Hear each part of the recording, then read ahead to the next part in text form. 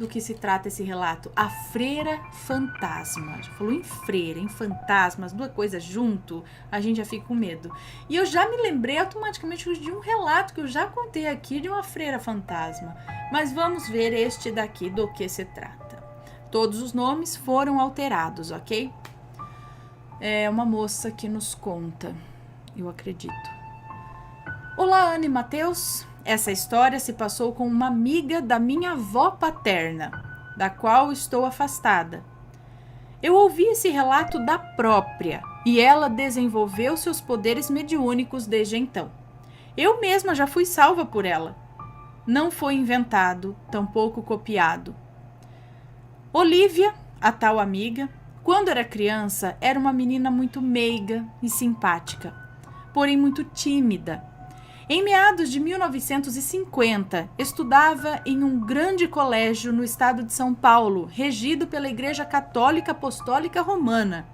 Ou seja, as normas da escola se baseavam nos dogmas católicos. Ela sempre vivia acanhada e nos cantos da escola, principalmente nos corredores da escola. Porém, sempre que era pega pela Madre Rosana, ou qualquer uma das irmãs, era enviada logo para a diretoria para receber as punições. Algo muito comum na época.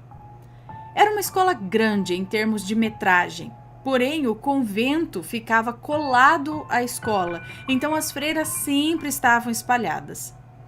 Um belo dia, Olívia, cansada das aulas de matemática que ela detestava, principalmente se tratando no que seria hoje a 4ª série, ela resolveu explorar a escola.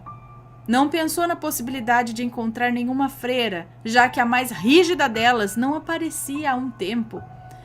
Não importava o quanto ela andasse por ali, ela nunca conheceu todos os lugares. Naquele dia, ela resolveu explorar o corredor da diretoria, em que se encontrava a sala da Madre Rosana, junto com a sala das freiras e a sala dos professores. Já era fato para ela. Se alguém visse ela passeando em horário de aula, era castigo na certa, ajoelhar no milho e tudo mais. Mas teimosa como era, continuou. Continuou à procura da sala de armários das freiras, um lugar que era uma lenda para os alunos por conter coisas também íntimas das irmãs, né? Um paralelo aqui, todas as freiras que viviam no convento ao lado, elas tinham um armário dentro do colégio, que era numerado com um número que só a dona do armário sabia. Assim facilitava a transferência de materiais de ensino religioso ou outros materiais diversos, já que as freiras também eram responsáveis pela administração interna. Mas como ali também ficavam trancados os objetos íntimos, a freira só sabia a numeração do seu próprio armário, para evitar possíveis bisbilhoteiros. Bem, enquanto andava pelo corredor, bem extenso por sinal, avistou ao longe a irmã Sirena, que era a freira mais rígida da paróquia, se me permite o trocadilho. Logo que a viu, saiu correndo o mais rápido que podia. Ato falho. Logo a irmã Sirena a viu e gritou: Olívia, venha já aqui. Não pense que vai fugir, mocinha. Olívia teve que voltar e, de cabeça baixa, atravessou todo aquele corredor, gerando uma grande vergonha. Um momento embaraçoso em que você atravessa uma distância considerável para encontrar alguém que está do outro lado. O curioso é que a irmã estava com um semblante completamente diferente dos outros dias. Estava não exatamente feliz, mas com um ar pacífico. O usual era uma mulher bronca, de aspecto malcriado e que judiava das crianças. Mas nesse dia não. Sirena estava calma. Logo que Olívia a encontrou, logo foi se desculpando, né? Irmã, me perdoe, não conte para a madre que eu estava nos corredores e eu juro que eu nunca mais vou matar a aula. Estranhamente, a irmã não respondeu no tom agressivo de sempre.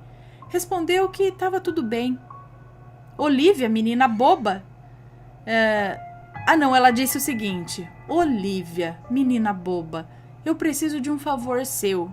Um favor que só uma menina especial como você poderia fazer. Diga, irmã, qualquer coisa. Vá até a Madre Rosana e diga que eu pedi para informar que o número é o número 200. Assim que a freira pediu o favor, logo se apressou e entrou na sala dos armários. Então, para passar o recado para a madre, ela teria que atravessar todo o resto. Assim que a freira pediu o favor, Olivia, acho, logo se apressou e entrou na sala dos armários. Então, para passar o recado para a madre, ela teria que atravessar todo o resto do corredor e entrar na sala da madre. E o que ela pensava era como ela iria explicar que a irmã pediu o favor, sendo que ela estava supostamente em sala de aula. Mesmo assim, pensou que poderia ser pior se ela não fosse. E foi. Enfrentou todo o corredor com o coração a mil. Quando chegou na porta da diretoria, bateu para entrar. A Madre Rosana abriu a porta. Menina, o que faz fora da sala? Não vê que estou em reunião com as senhoras do convento?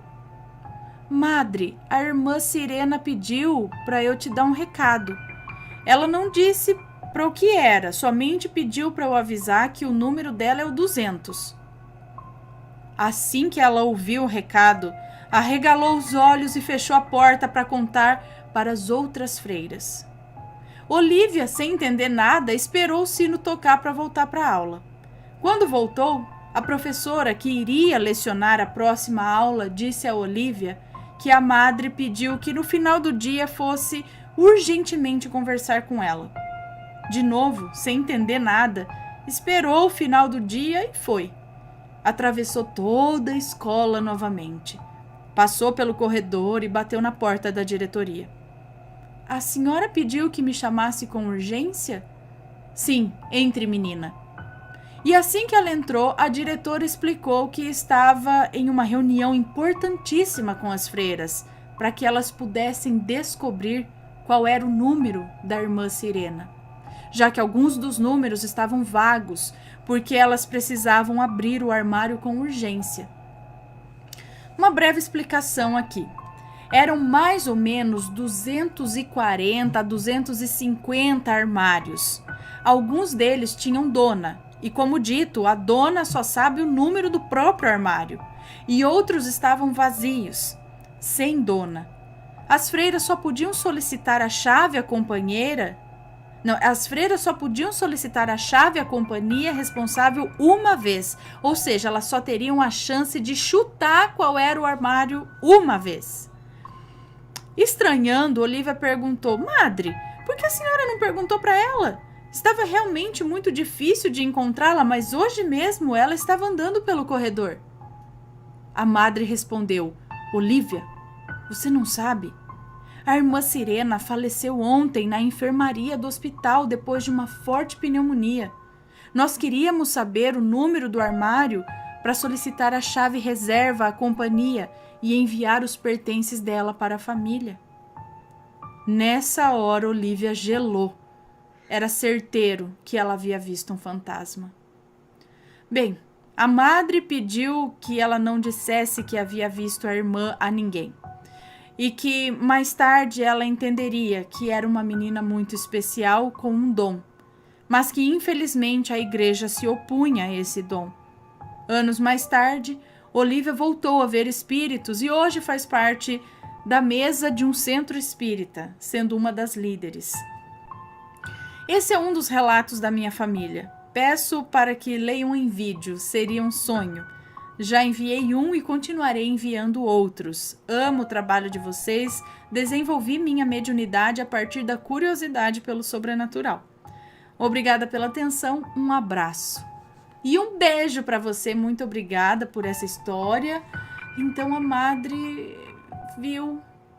Será que já não foi a madre que colocou de alguma forma na cabeça dela para ela sair da sala de aula e andar por lá? Então ela encontrou no corredor, sozinha ali, para dar um recado, já que talvez tenha visto que ela já tinha essa sensibilidade. Aí ela não estava brava, eu pelo menos acho que ela caiu na consciência depois que desencarnou, falou, oh meu Deus, eu era muito brava, deixa eu ser mais branda, pelo menos no pós-vida, vida encarnada, né? Ou ela viu que continuava, né? Falou, Uxalaiá, continua, né? Deixa eu anotar aqui que está contado este relato muito interessante e eu espero que vocês também tenham gostado do relato, ok?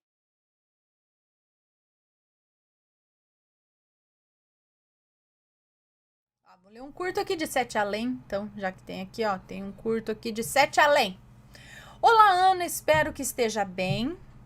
Hoje venho contar um relato que aconteceu quando eu tinha os meus 17 anos. Nunca entendi o que realmente aconteceu. Nunca entendi realmente o que aconteceu aquele dia. E tentei desvincular esse acontecido da minha mente, para que não houvesse mais chances de voltar para aquele lugar nebuloso.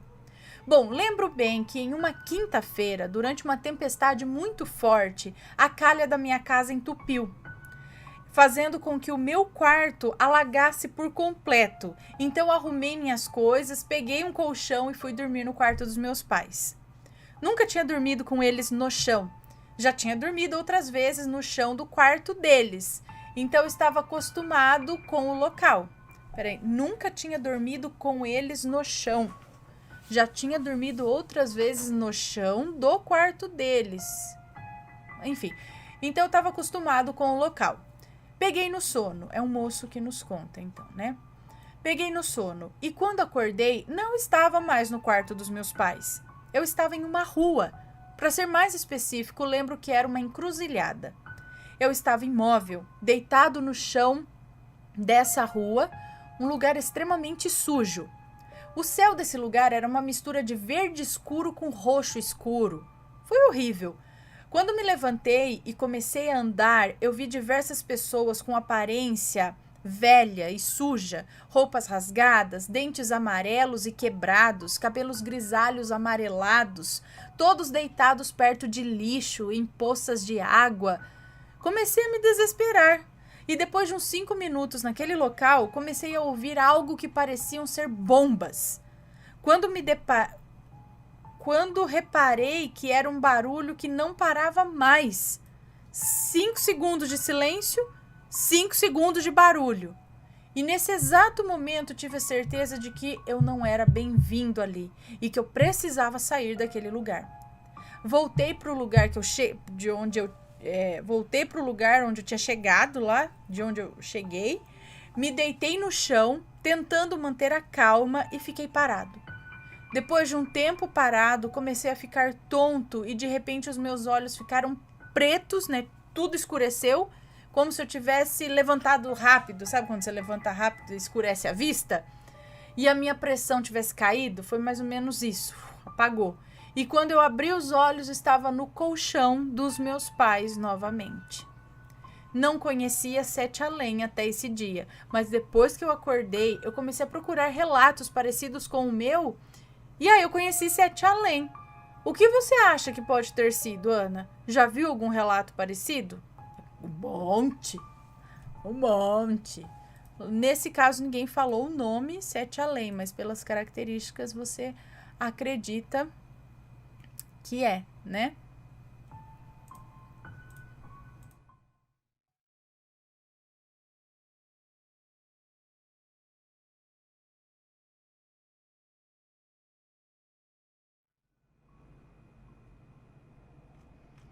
Vamos ver este daqui, também foi pedido, que se chama O Índio.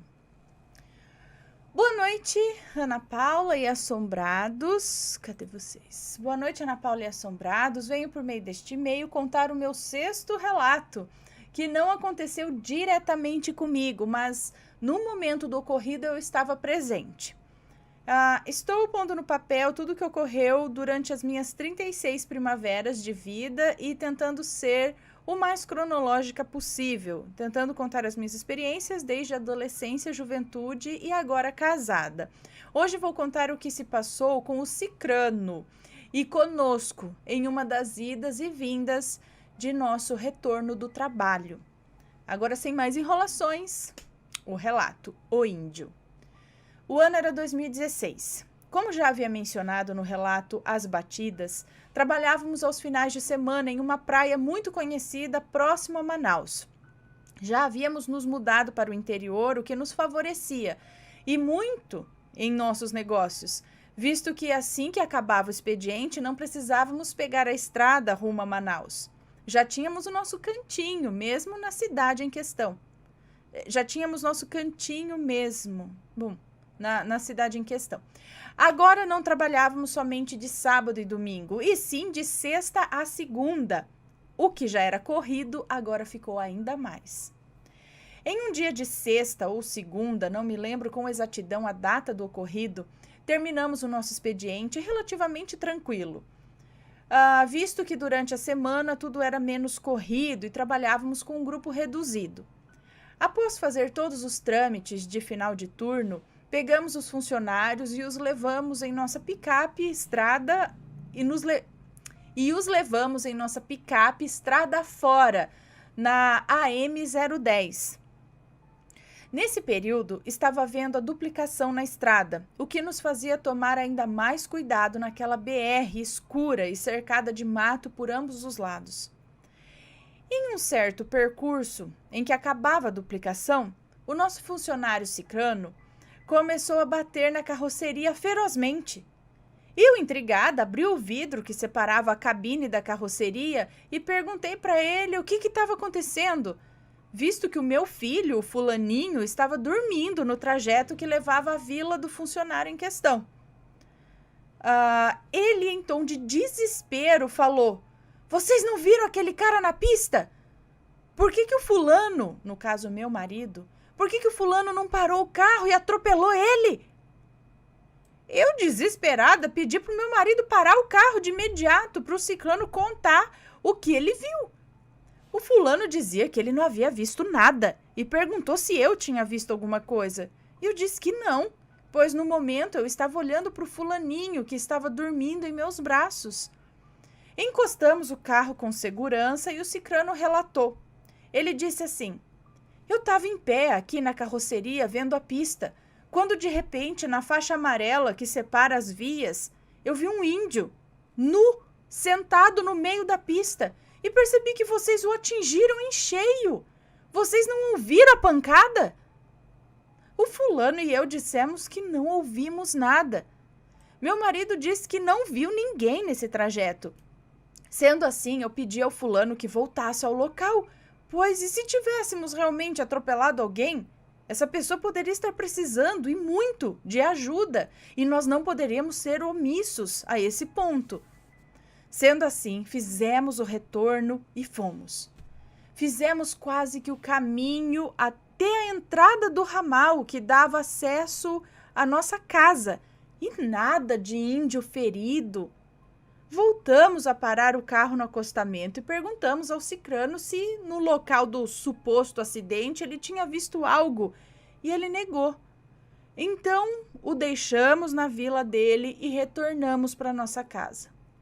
No trajeto de retorno inteiro, eu fiquei olhando para a pista, tentando achar a suposta vítima de atropelamento, e nada encontramos.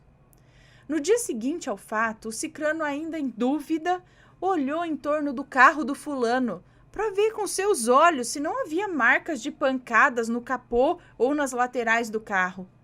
Mas não tinha nada. Estava tudo intacto. Cicrano passou o expediente inteiro ouvindo o rádio à procura de suposta vítima de atropelamento na BR naquela noite. A única vítima fatal daquela região foi um senhor que estava andando de moto e perdeu o controle da moto e acabou não resistindo aos ferimentos. Esse acidente ocorreu a uns 100 quilômetros adiante do local que o cicrano viu o suposto índio. Conclusão.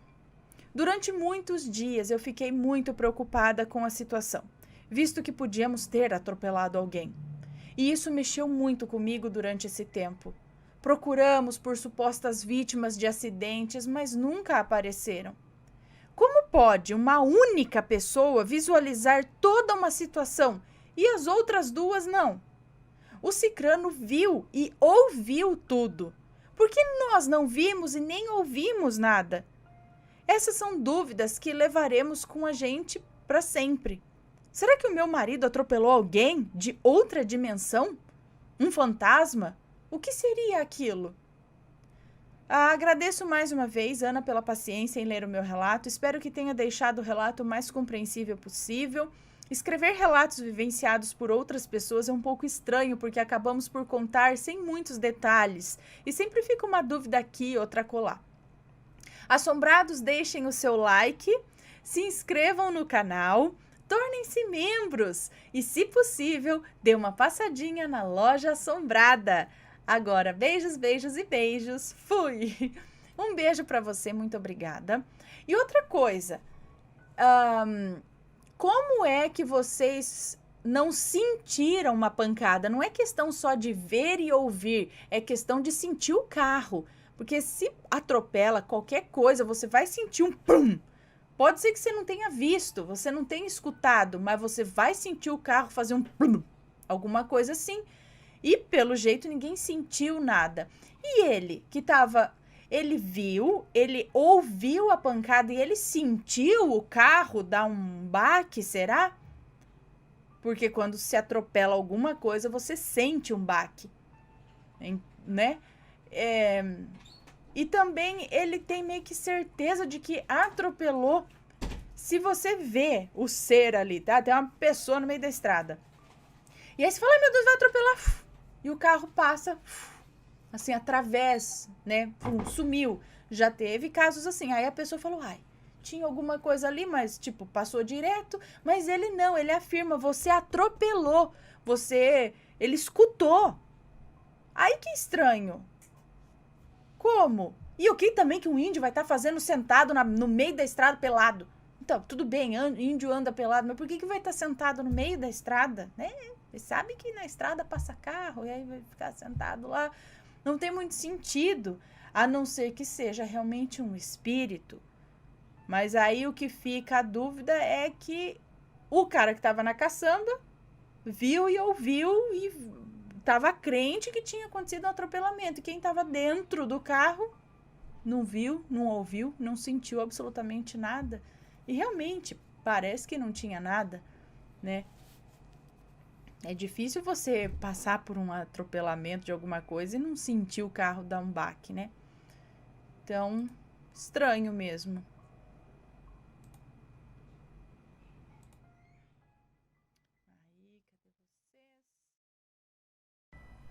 Olá, assombrados, espero que estejam gostando das coletâneas especiais. Daqui a pouco eu volto, hein? Aguenta aí. Mas você já adquiriu a sua caixa assombrada do mês de dezembro com o tema Varginha? Vou mostrar de novo para vocês o que vem e tem novidade ainda, tá? Olha, você vai receber uma camiseta aqui, ó, de Varginha que brilha no escuro. Camiseta com o ET de Varginha que brilha no escuro. Você vai receber também este ganchinho aqui, ó, com o ET de Varginha que você pode colocar na cozinha para colocar o seu guardanapo. Olha que chique. Guardanapo no ET de Varginha. Você fixa aqui na parede, tá bom? Então, este ganchinho vai receber também essa estatueta, né? Esse miniatura aqui em resina, exclusivo e numerado também, tá? Só para caixa assombrada aqui, pintado à mão, no maior capricho, como vocês sabem. E vocês vão receber também a caixinha para colocar ali dentro ou uma caixinha decorativa para vocês montarem, tá? Vocês vão receber o papel com as instruções e vocês mesmos podem recortar e montar a caixinha. Você pode deixar do lado, colocar ali dentro, mas para deixar do lado é legal, sabe? Assim, de decoração. E também esse display que você também vai montar, dobrar para colocar o seu ETzinho nele aqui, ó, na frente do muro onde ele foi visto, né? Aqui assim, ó. Então, você vai montar esse display que vai na caixa junto com as outras coisinhas. Tem mais coisa, tem incenso, tem a receita, tem uma guloseima maravilhosa que eu não consigo parar de comer, tá? Então, vai estar bem legal. Essa caixa tá bem legal, garante a sua, tá? E logo mais a gente se vê aí nos relatos de novo, assim que essa bonita dessa voz voltar. Ela tá voltando aos pouquinhos. Beijos e até lá.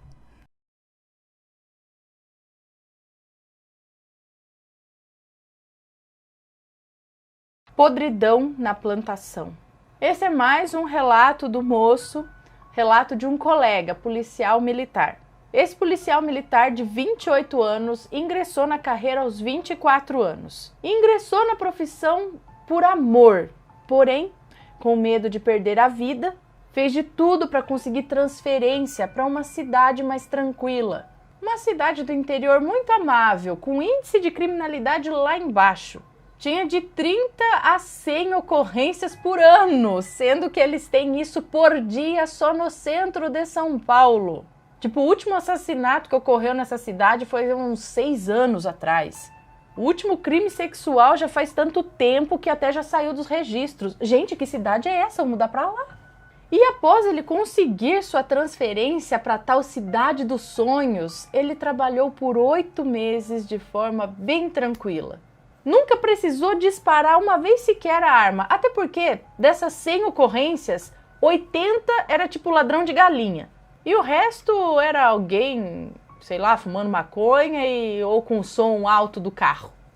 Mas diz que apesar de não ter uma taxa de crimes assim tão alta, as pessoas de lá são assim, digamos, reservadas de uma maneira hostil a estranhos fora da temporada. E por esse motivo ele demorou muito para fazer amizade com alguém que fosse de fora do batalhão. Mas finalmente aconteceu. E ele fez amizade com o dono de uma chácara que ficava bem na divisa dessa cidade com uma outra cidade. Fez amizade pelo tanto de vezes que ele teve que ir até essa chácara para resolver algum problema de roubo de galinha ou pato. Um dia, depois do turno dele, que se encerrava às 6 horas da tarde, ele foi chamado pelo dono dessa chácara para ir lá para uma social, assim, churrasco, muita carne, cerveja e petiscos à vontade. Quando foi por volta das 2 horas da manhã, ele e o dono dessa chácara, já um pouco embriagados, avistaram no meio da plantação um homem. Então eles viram um homem no meio da plantação de cana vindo na direção deles. O que era estranho, porque as canas tinham uma altura de mais ou menos 1,80 m. E esse homem se sobressaía às canas, como se ele estivesse andando ali no meio com pernas de pau. Foi quando o dono da chácara levantou e disse: "Ei, isso é propriedade privada. Já cansei de vagabundo vindo aqui roubar cana." Esse homem caminhava mais um pouco para frente, mas mesmo assim era difícil ver da cintura para baixo. Só via meio que ele para cima aqui. Só dava para ver a parte superior do corpo e a cabeça, mais ou menos. E aí o policial disse: "Amigo, por favor, se afasta. Não queremos arrumar confusão. Eu sou policial e se você não sair eu vou ter que te prender. E você sabe como a polícia daqui odeia prender as pessoas." Isso aumenta o índice de criminalidade. Foi quando aquele homem puxou do chão algo como uma lança. Na verdade estava escuro, não dava para ver direito. Aquilo podia ser qualquer coisa com uma ponta metálica. E então o policial sacou a arma e pediu para ele largar o que ele estava segurando, com medo de aquilo não ser uma arma branca, e sim uma arma de fogo, uma espingarda talvez, e nada do homem largar. E ele atirou 2 vezes naquele homem. E o homem caiu. Mas, tipo, 3 segundos depois, esse homem levantou de novo. Mas ele não levantou como uma pessoa normal, né? Como com articulações, assim. Parecia que ele não tinha articulações. Parecia um lápis, sabe? Tipo, o cara foi alvejado, caiu e de repente levantou assim, ó. Sabe? Duro, como se ele fosse um lápis que você põe de pé, assim. Mais tiros foram disparados e aquele homem caiu de novo. E novamente em seguida levantou do mesmo jeito, tipo duro assim. Sabe, ele não dobrava os membros, nada. Mais tiros foram disparados agora também de forma meio que aleatória, de qualquer jeito, já estavam com medo daquilo. Até que esse homem caiu no chão e não se levantou mais. E quando se aproximaram do local para procurar esse homem, não tinha nada ali. Mas nos locais onde supostamente o homem caía quando era alvejado, a terra naqueles locais parecia tipo podre.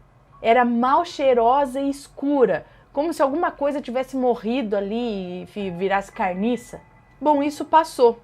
Só que cerca de 6 semanas após o ocorrido, o dono dessa chácara foi encontrado morto no mesmo local onde eles viram esse suposto homem alto.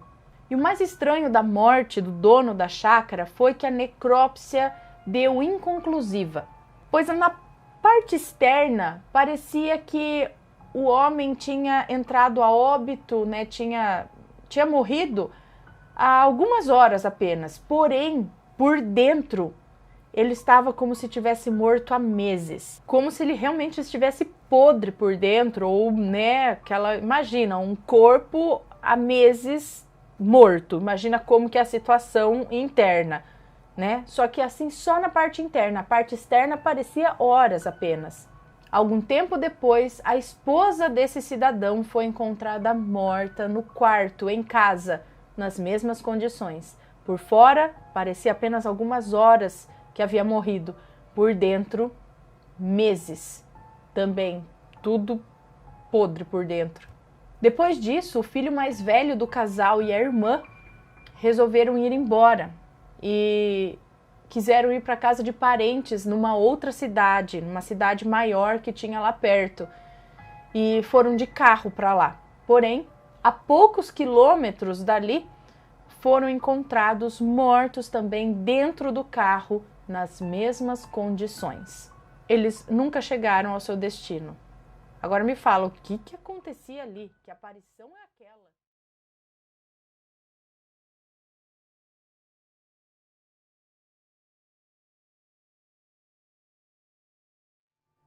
É um relato curto até, e vamos lá, e tem vários abertos aqui pra gente lendo ao longo do vídeo. Ai. Um padre numa porteira. Então vamos lá ver o padre na porteira. Música normal. Sim. Boa noite, Ana e Matheus. Eu tenho um relato sobrenatural que aconteceu com o meu bisavô por parte de mãe. E este relato foi contado pelo meu avô e confirmado pela minha tia-avó, que é irmã desse meu avô. O relato aconteceu no distrito de Vassoural, na cidade de Ibaiti, no norte pioneiro do Paraná. Segundo meu avô, os pais dele moravam numa fazenda, eram cuidadores da fazenda. No distrito de Vassoural, na cidade de Ibaiti, Paraná, e tinham alguns filhos, inclusive meu avô e a sua irmã, que eram novos. Cerca de 10 ou 11 anos de idade. Esse meu avô era do tipo muito valente. Todos os homens daquela época, eram desse estilão aí. Não tinha medo de nada. Caçava nas matas fechadas, pescava, nadava nos rios, laçava gado, criava porcos, plantava...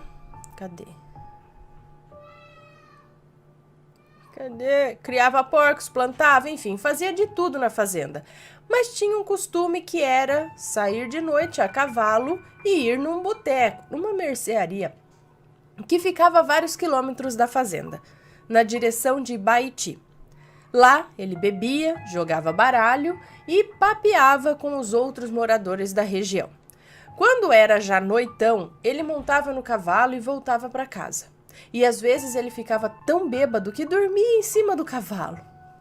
Mas como o cavalo já sabia o caminho da fazenda, o cavalo vinha com ele mansamente e ele nem caía do cavalo, até parar na porteira da fazenda, quando ele era obrigado a apear do cavalo para abrir a porteira.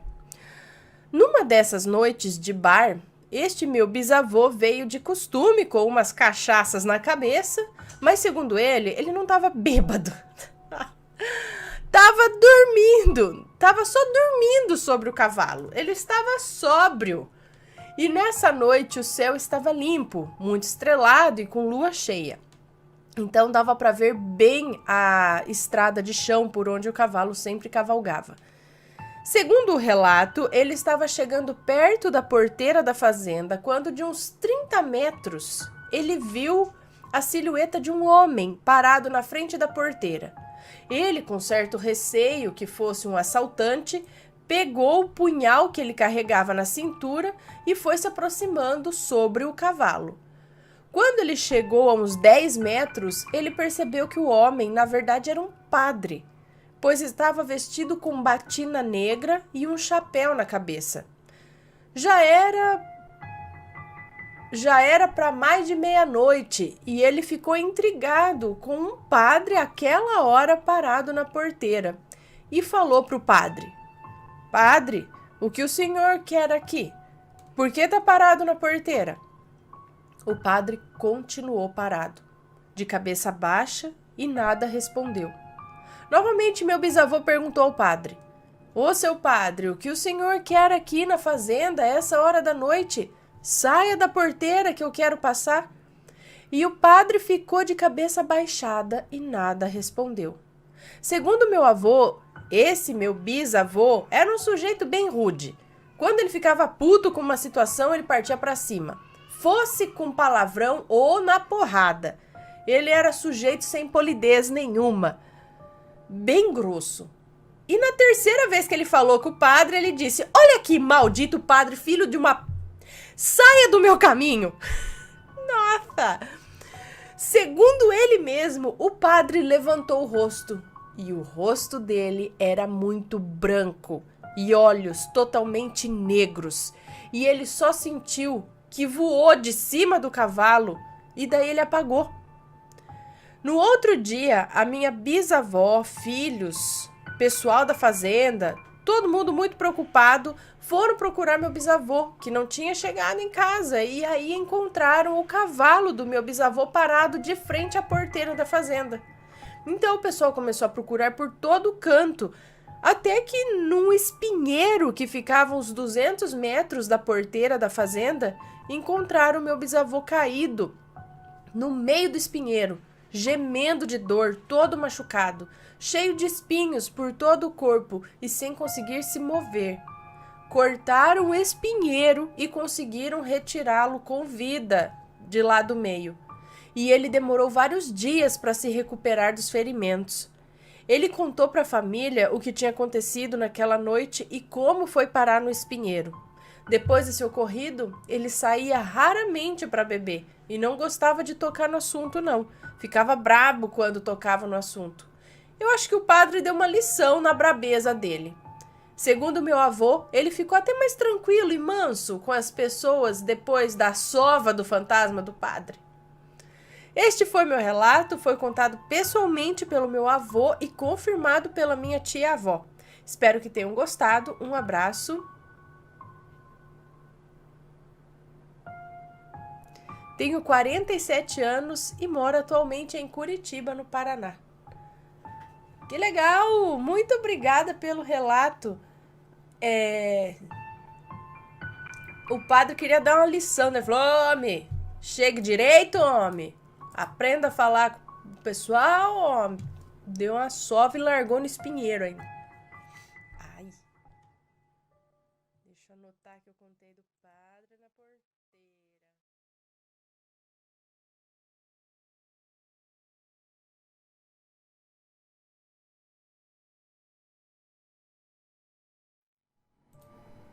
Vamos ver este relato aqui.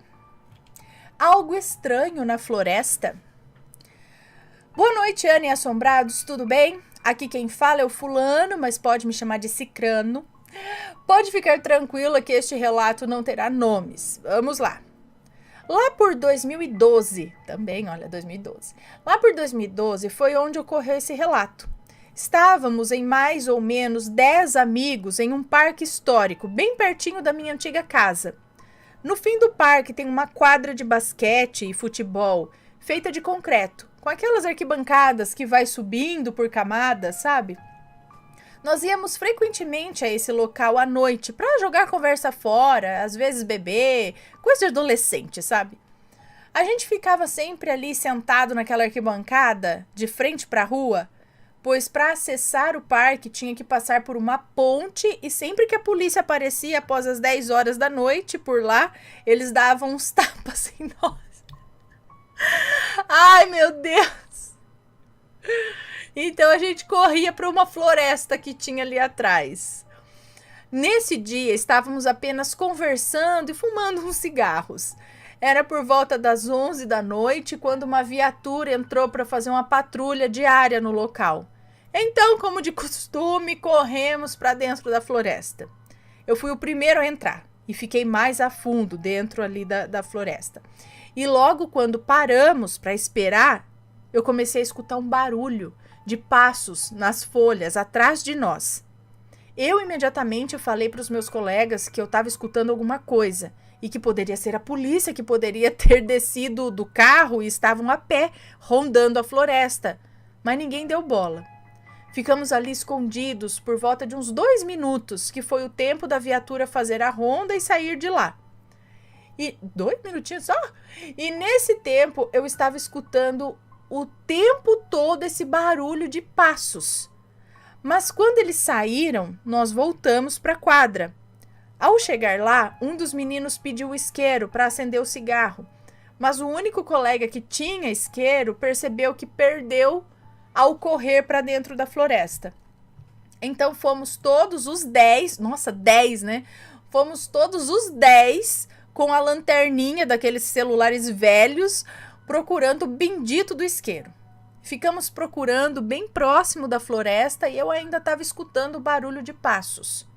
E estava sempre comentando com a galera, até que num momento fez um barulho bem alto de um galho quebrando bem na nossa frente. Foi quando todos apontaram as lanternas na direção e o que vimos foi muito estranho. Olha, Ana, eu não sei o que era, mas a descrição era de um humanoide. Ele estava engatinhando, era bem pálido, ele não tinha pelo nenhum no corpo. Era careca e era extremamente magro, mas muito magro mesmo. Tinha um tamanho de um adulto e logo ao apontar as luzes, esse ser olhou para nós e todos, sem exceção, saímos correndo do local. Paramos de correr só depois de 3 quadras do parque. Ninguém quis comentar o que havíamos visto e fomos todos embora. Olha, eu não sei o que era aquilo. Poderia ser um noia, pois ali próximo tinha algumas biqueiras, sabe? Ou poderia ser algo sobrenatural. De verdade que eu não penso ter sido alguém na pira de drogas, pois foi muito estranho. Muito mesmo. Até mesmo depois do ocorrido, o pessoal mudava de assunto quando eu tentava falar sobre isso. Alguns anos depois eu ouvi aquela creepypasta do The Rake, e ao ver a imagem da criatura, eu imediatamente associei com aquilo que vimos no parque. Vou até te enviar uma foto em anexo, como exemplo, para você ter uma ideia. E só de contar esse relato eu fico arrepiado. Eu não descarto a possibilidade de ser alguém numa bad trip. E eu pergunto a vocês, assombrados, alguém já presenciou algo desse tipo? Bom, era esse o meu relato, peço desculpa se ficou muito longo, acompanho há anos o seu canal e só agora, depois que eu mostrei para uma amiga os seus vídeos, que combinamos de cada um mandar um relato, e eu tenho vários, mas eles podem ficar para um outro momento. Um beijo a vocês, um beijo a você e a todos, espero que tenham gostado e bons sustos a todos. Um beijo para você, obrigada. Entendi, o The Rake, né? Vocês conhecem aí o The Rake. Sei lá, será que era alguém assim, um viciado que estava nessas condições? Extremamente magro, extremamente branco, pelado, careca, sei lá, andando por lá querendo, vai saber, ou não. Ou era algum ser, alguma coisa esquisita mesmo, hein? Alguém já viu o The Rake?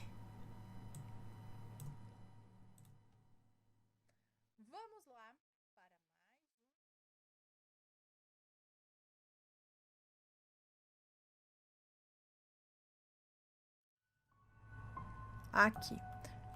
Olha, este daqui é médio. Medião. Um relato medião. Deixa eu só ver. Ok. Vamos lá, então. Mais um relato aqui, ó. Meu encontro com seu Zé Pilintra. Olá, Ana, Matheus e assombrados. Me chamo Fulano, mas ficarei muito feliz de ser chamado de Fulano. Acompanho o seu canal há alguns anos e sempre tive vontade de escrever o meu relato sobre o seu Zé. Espero que ele chegue a tempo de uma coletânea. Ah, eu não tô contando a coletânea. Mas é verdade, dá pra fazer uma coletânea. Mas eu não tô contando a coletânea. Bom, se houver nomes estarão trocados, porém pode mencionar a cidade sem nenhum problema. Ok. Bom, sou Fulano, tenho 38 anos e sou da cidade do Guarujá, São Paulo.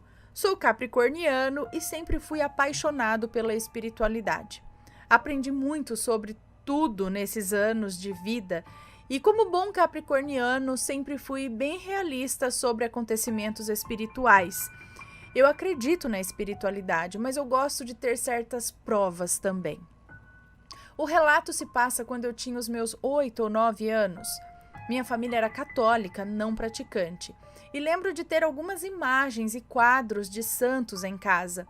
E um que sempre me dava receio era aquele do coração de Jesus. Embora eu respeite, eu acho bem estranho ele.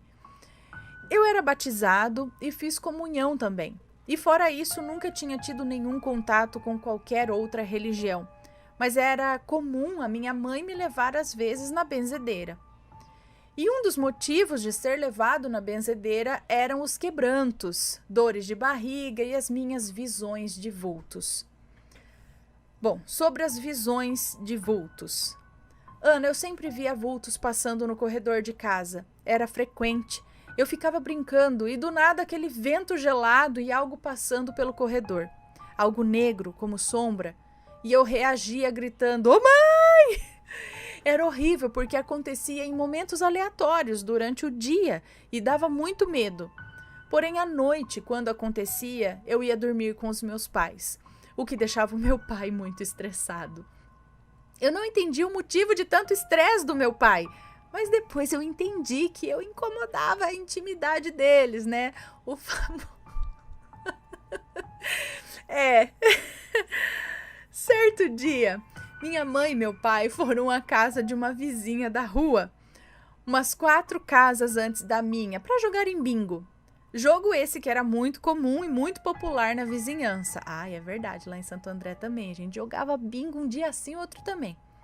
Direto, eu ia lá no bingo não sei do que, bingo não sei o que, bingo de carro, bingo no asilo, bingo na vizinha, bingo de Tupperware, bingo de tudo que você arranjava assim. Ah, gente, fui lá e comprei umas bolinhas de gude. Vamos fazer um bingo de bolinha de gude? Tudo é bingo. Era muito legal. Cadê? Jogo esse que era muito comum e popular, era a diversão do pessoal de meia idade e idosos. Não, lá todo mundo jogava bingo na rua. Era o acontecimento do bairro. Bom, era comecinho da noite e eu estava no meu quarto brincando com os meus cacarecos, que era um saco de lixo cheio de brinquedos e peças de brinquedos quebrados que espalhava no chão. Era muito divertido. Porém, do nada, começou aqueles vultos passarem pelo corredor. Geralmente, eles apareciam quando eu estava de costas para a porta do quarto que dava no corredor. Eu me virava e eles passavam correndo. Eu voltava a brincar e sentia eles de novo, e eu virava e eles apareciam correndo.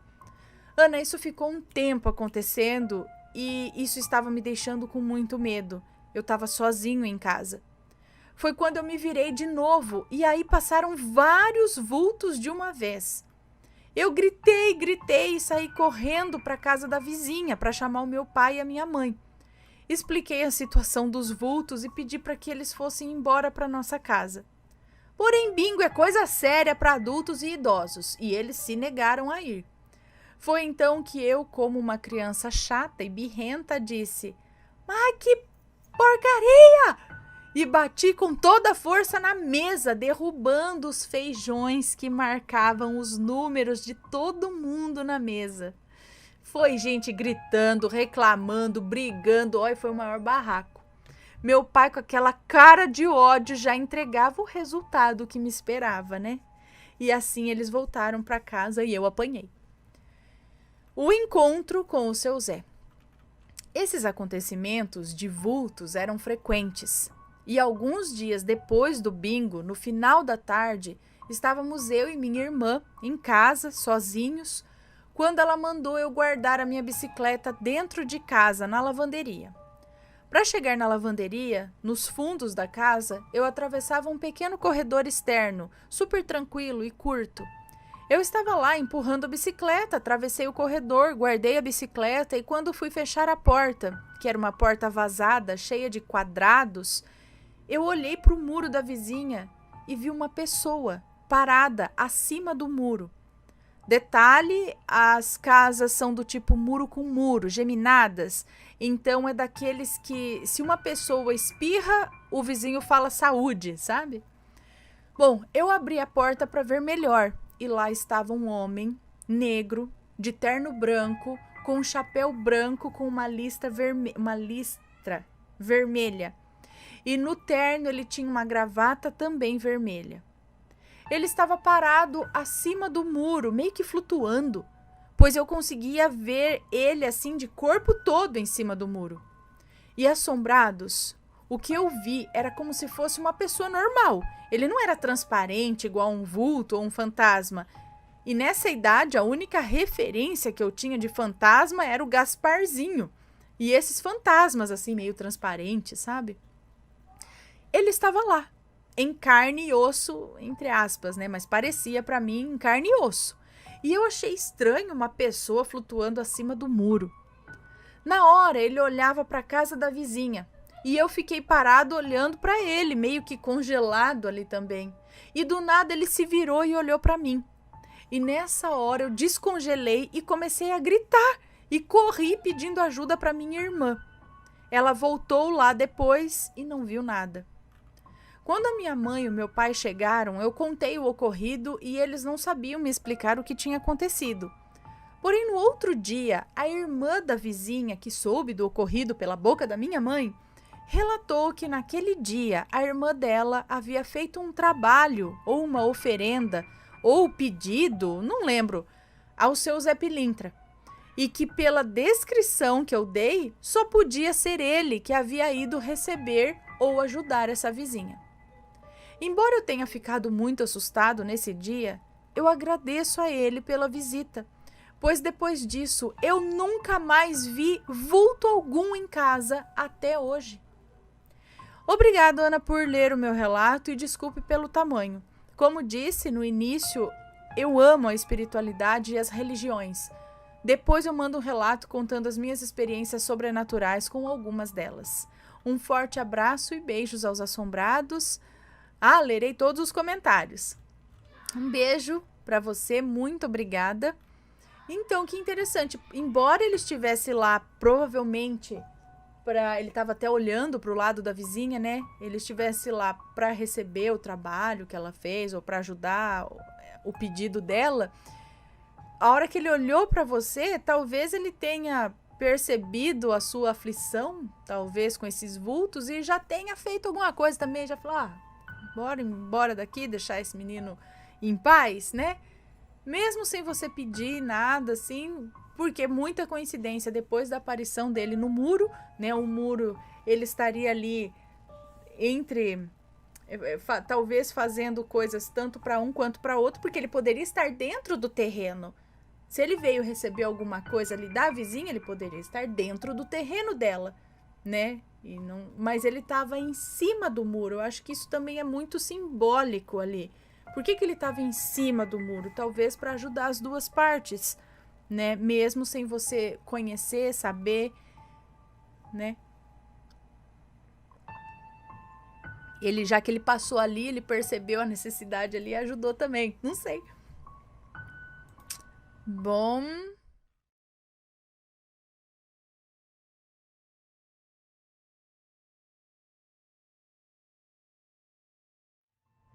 Porque são bem curtinhos. O espírito da criança deixou uma rosa para agradecer. Vamos ver. Boa noite, Ana e equipe. Essa história me foi contada por uma senhora chamada Fulana, que eu conheci no ônibus. Depois que as filhas dela se casaram, ela e o marido se mudaram para uma casa menor, próximo da casa de uma das filhas. Alugaram a outra casa. Na primeira noite que ela passou nessa nova casa, ela não conseguiu dormir direito, pois passou a ouvir uma voz de criança pedindo comida. Ela preferiu não falar para o marido. Uma semana se passou com esse fato se repetindo. O marido, vendo ela abatida, perguntou o que acontecia, pois ele percebeu que ela não estava dormindo direito. Então ela contou, e ele sugeriu que ela deixasse alguma coisa para tal criança comer. E assim foi feito. Ela deixou um pedaço de bolo. Dormiu a noite inteira. No outro dia, o prato estava vazio e havia uma rosa no lugar. E foi assim por muito tempo, até ela se mudar da casa. O quê? Como assim? Era corriqueiro ela deixar comida sumir e ter uma rosa no lugar? Depois ela soube que ali morava uma criança que nasceu com algum problema, que só podia se alimentar por líquido, com uma dieta líquida. Ela não podia comer nada sólido. Eu nunca mais esqueci dessa história. Já faz uns 30 anos que essa senhora me contou. Porque, mas peraí, ela falou que no outro dia o prato estava vazio e havia uma rosa no lugar. E foi assim por muito tempo, até ela se mudar da casa. Ou seja, isso era corriqueiro, acontecia sempre, de ter de deixar um prato de comida para esse espírito. E aí o espírito agradecia com uma flor em cima, é isso? Gente, que interessante.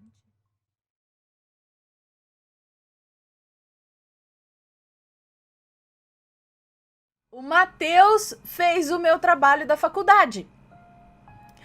É uma moça que nos conta. Olá, Ana, Matheus e assombrados. Vim contar o que aconteceu comigo essa noite. Na verdade, na noite do dia 26 de agosto, tá? Ou, na verdade, na noite do dia 25 para o dia 26 de agosto. É bem curtinho o relato. O único nome é o do Matheus. E sim, Ana, é o seu Matheus mesmo. É o Matheus aqui mesmo que a gente conhece. Vocês conhecem, o Matheus, do Assombrado. Então, ela continua aqui o relato. Eu estou no segundo período de psicologia. E há 3 semanas, a minha professora de psicologia social pediu a resenha de um livro que é para ser entregue no dia 8 de setembro, justo no meu aniversário. Eu estava super preocupada, pois eu não sabia fazer resenha. Depois de ver o Proibidão, eu rezei e pedi para Deus me dar uma luz de como fazer a tal da resenha. E logo adormeci. E sonhei o seguinte: eu estava deitada na minha cama quando ouço o Matheus me chamar. Olho para o lado e vejo olho para o lado e vejo. Aí acho que esfrego os olhos para ver se era verdade. E sim, era ele. O Matheus que estava lá. E disse assim: eu tenho pouco tempo, mas vou te ensinar a fazer a resenha. Olha! E me explicou como fazer essa resenha, ainda me mostrou os parágrafos interessantes e músicas que contrastavam com o livro, é isso? Então, o meu relógio despertou 6 horas da manhã. Levantei, fui direto no livro e tudo que ele falou estava marcado no livro, até a música. E assim eu fiz a resenha. Bom, Ana, esse foi o meu relato acontecido essa noite e eu só relatei para agradecer o Matheus. Beijo a você, o Matheus, os assombrados. Gente, meu Matheus tá saindo do corpo para dar aula também? Para ensinar? Mas peraí, uma coisa que eu não entendi aqui. O livro não tinha marcação alguma. E depois do sonho, o livro estava com as marcações e anotações? É isso? Matheus, você sabe fazer resenha? Eu não sei fazer resenha. Gente, aí eu fico pensando, será que algum espírito tomou uma forma conhecida para você e que talvez você tenha confiança, sabe? Assim, fala, não, olha, alguém que você admire, tenha uma confiança no conhecimento, talvez, não sei. Tipo, eu assisto o Matheus, né, ele sabe assim, as coisas e tal. E aí esse espírito tomou a forma do Matheus pra te ensinar realmente. Ou será que era o Matheus mesmo que faz viagem astral e vai ensinar a galera as coisas? Interessante. Meio com medo, assim, né? Roliça, você vai sair ou vai ficar aqui? Olha que legal, gente. Teve um relato que a moça falou que eu ajudei a sair de Sete Além, né? O Matheus é uma coisa mais light. Ele vai lá, ensina as coisas, os estudos. Eu já já tô lá em Sete Além. Falava, corre por aqui, recabada, é pra cá, vamos embora. Aqui, ali.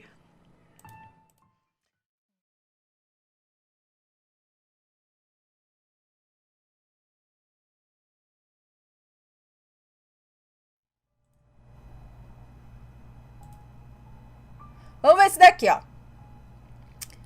A velha de preto que sumiu subindo as escadas da minha casa. Credo. Olá, Ana Paula, sou mais um fã do seu canal. Assisto sempre aos seus relatos, já faz uns 5 anos. Me chamo Fulano e isso aconteceu comigo em 1988, quando eu tinha 14 anos de idade. Nessa época eu morava com os meus pais. Sou filho único. Nasci e fui criado em Petrópolis, no Rio de Janeiro, onde vivo até hoje.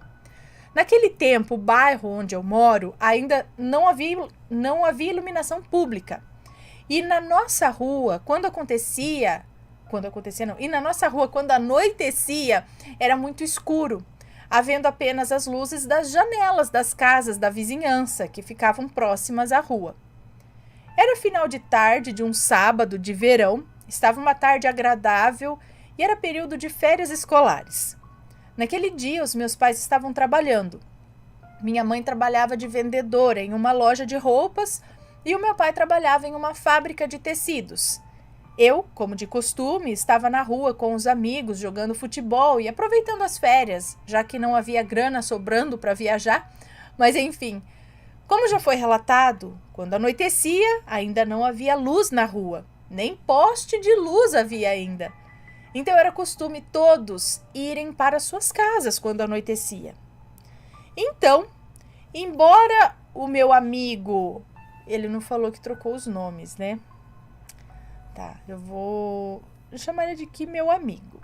Então, embora o meu amigo me convidasse para assistir uma partida de futebol na TV, na casa da avó dele, eu agradeci e disse que eu ia assistir na minha casa, pois por volta das 8 da noite a minha mãe retornaria do trabalho e já era um pouquinho mais de 7. Então, nos despedimos e cada um foi para sua casa. A minha casa ficava a uns 100 metros da casa da avó do meu amigo. Ele entrou e eu fui caminhando, observando a pouca claridade que havia até chegar em frente ao meu portão. Eu me lembro bem que ainda olhei para frente e para trás para ver se vinha alguém, e não tinha aparecido ninguém. A rua estava deserta naquele momento.